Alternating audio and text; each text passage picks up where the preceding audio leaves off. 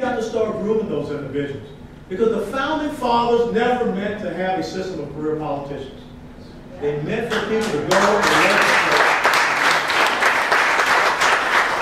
They meant for people to go and legislate the business of this country. But to come back and live under those laws that they had created. What's happening in the United States of America, there's a feudal system that's being created. These congressional districts are starting to resemble fiefdoms. And the little lords who come down, and we're their serfs. And that's what scares them so much. When a simple guy like myself, no great name, but I have a service heart that I've given to this country.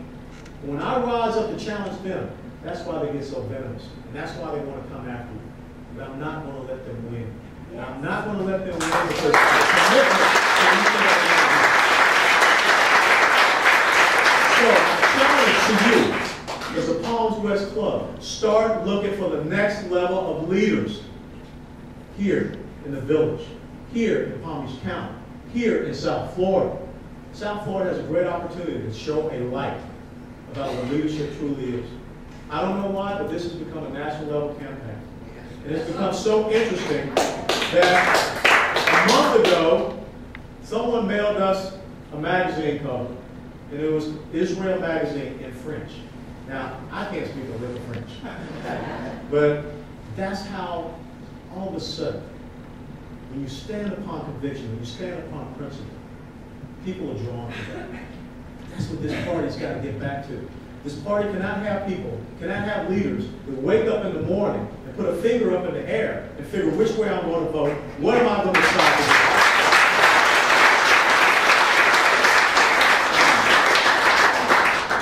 The last and most important principle is traditional values. Our border, our language, our culture, our American exceptionalism.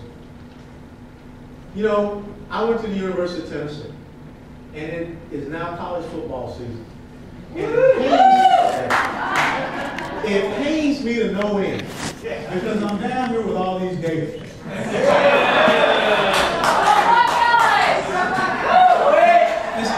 But you know what I just saw and what I just heard? People were yelling out and cheering because their team is a winner. Why is it that we don't want a country that is a winner? Why is it that we're afraid to be an exceptional people? Why is it that we're afraid to be number one?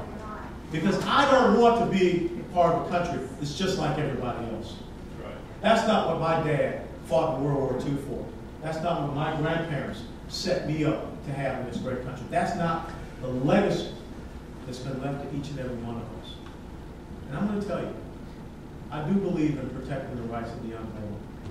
And if you want to understand that this is not just a social issue, it's a national security issue, because it's about demographics. Read the book by Mark Stein called America Alone, because there are cultures in this world that are dying off. I don't want to see that happen to the United States of America, because there's a certain group of people whose birth rate is off the chart. And ours is just below the necessary reproductive of 2.1. We've got to be careful with that. And I believe that marriage is between a man and a woman.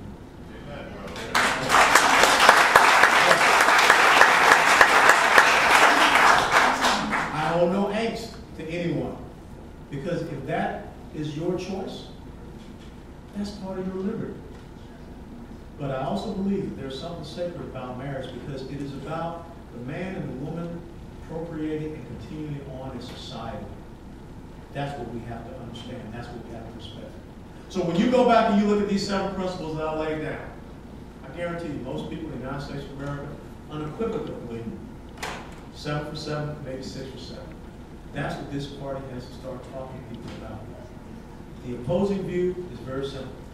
They're about nationalizing production, finance industry, automobile industry, healthcare industry. Cap and trade goes through energy sector. How many people know that one of the amendments to the healthcare legislation was that all college education loans must go through the government now? So they're going to control the education aspect, which if you just take your time to read the Communist Manifesto by Marx and Engels, it's there. Exactly what they're doing. It's about creating and expanding the welfare state. And ladies and gentlemen, that 47%, what happens if it gets to 50%? What happens if half the people in the United States of America are paying for the other half? And the other half continues to vote so that they can get the free entitlements. The producer stopped producing. That's right. That's what we're on the road to. We cannot allow that to happen. This is the most critical election for the future and the legacy of this great republic. And that's why we need you to come out. We need you to talk to more people. We need you to get behind candidates because of that synergy that we talked about from the federal level all the way down to the local level. You can't look at your children and say, I didn't have the conviction and the courage to fight for you. Because we're sitting here today because our grandparents and our parents fought for us to have these liberties, to have these freedoms, to have this great way of life. I will not watch my country, watch our republic go asunder. That is what's at stake, and you have my commitment that I will win this congressional race, and I will stay up as long as it takes. But as the track coaches used to tell us back at Henry Grady High School in Atlanta, Georgia, I will run through the tape. I will not let up one minute. So God bless you all. Thank you.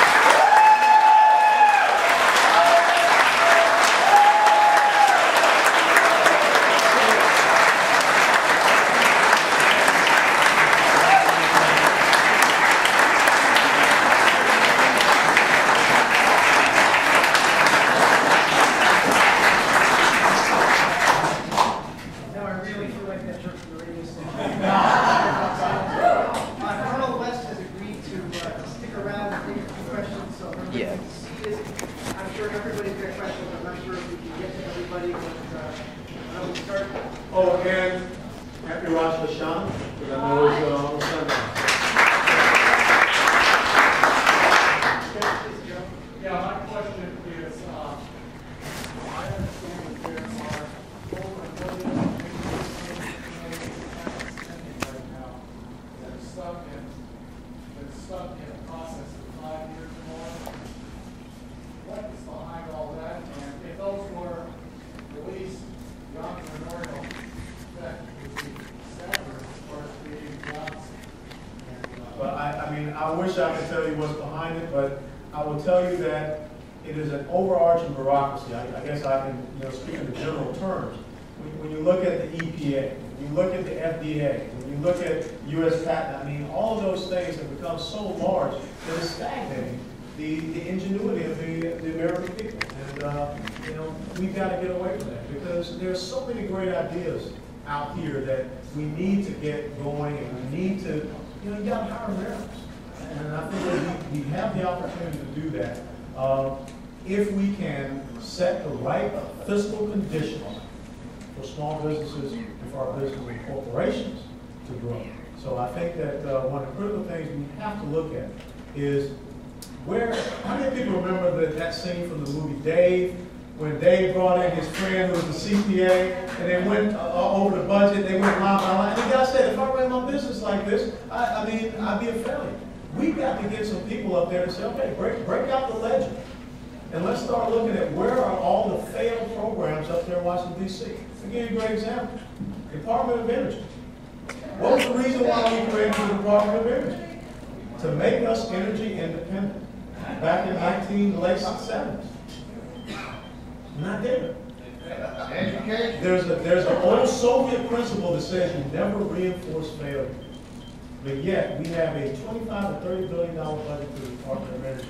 And yet, we do not have a full spectrum energy independent program. Not even close to being developed. Nothing is even on the table.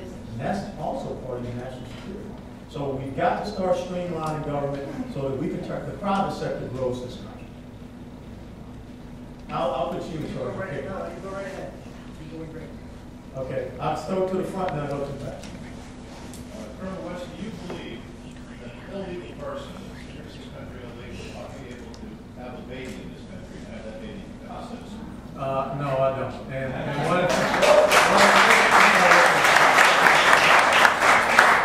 the operative word is illegal immigration, okay?